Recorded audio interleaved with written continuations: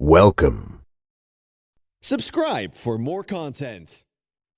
नमस्कार दोस्तों, आप सभी का स्वागत है आज की ये मोटिवेशनल स्टोरी ईमान का ज्ञान बताएगी। तो चलिए शुरू करते हैं। काफी समय पहले की बात है। प्रतापगढ़ नाम का एक राज्य था। वहां का राजा बहुत अच्छा था, मगर राजा को एक सुख नहीं था, वो ये कि उसकी कोई भी संतान नहीं थी और वह चाहता था कि अब वह राज्य के अंदर किसी योग्य बच्चे को गोद ले ताकि वह उसका उत्तराधिकारी बन सके और आगे की बागडोर को सुचारू रूप से चला सके। और इसी को देखते हुए राजा ने राज्य में घोषणा करवा दी कि सभी बच्चे राजमहल में एकत्रित हो जाए। ऐसा ही हुआ। राजा ने सभी बच्चों को पौधे लगाने के लिए भिन्न भिन्न प्रकार के बीज दिए और कहा कि अब हम 6 महीने बाद मिलेंगे और देखेंगे कि किसका पौधा सबसे अच्छा होगा। महीना बीत जाने के बाद भी एक बच्चा ऐसा था जिसके गमले में वो बीज अभी तक नहीं फूटा था, लेकिन वो रोज उसकी देखभाल करता था और रोज पौधे को पानी देता था।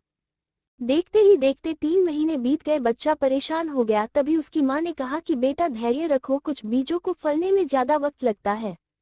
और वो पौधे को सींचता रहा। 6 महीने हो गए। राजा के पास जाने का समय आ चुका था, लेकिन वो डर हुआ था कि सभी बच्चों के गमलों में तो पौधे होंगे और उसका गमला खाली होगा। लेकिन वो बच्चा ईमानदार था और सारे बच्चे राजमहल में आ चुके थे। कुछ बच्चे जोश से भरे हुए थे क्योंकि उनके अंदर राज्य का उत्तराधिकारी बनने की प्रबल लालसा थी।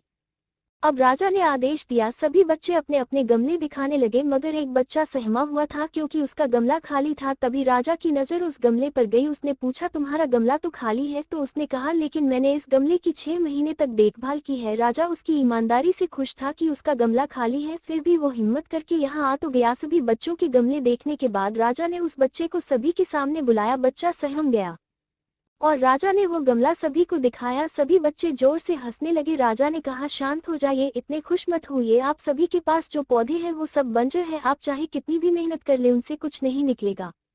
लेकिन असली बीज यही था। राजा उसकी ईमानदारी से बेहद खुश हुआ और उस बच्चे को राज्य का उत्तराधिकारी बना दिया गया। लेकिन हमें इस कहानी से क्या सीखने को मिला? मेरे हिसाब से अपने अंदर ईमानदारी का होना बहुत जरूरी है। अगर हम खुद के साथ ईमानदार हैं तो जीवन के किसी न किसी पड़ाव में सफल हो ही जाएंगे, क्योंकि हमारी औकात हमें ही पता होती है। हम खुद को पागल बनाकर खुद का ही नुकसान करते हैं।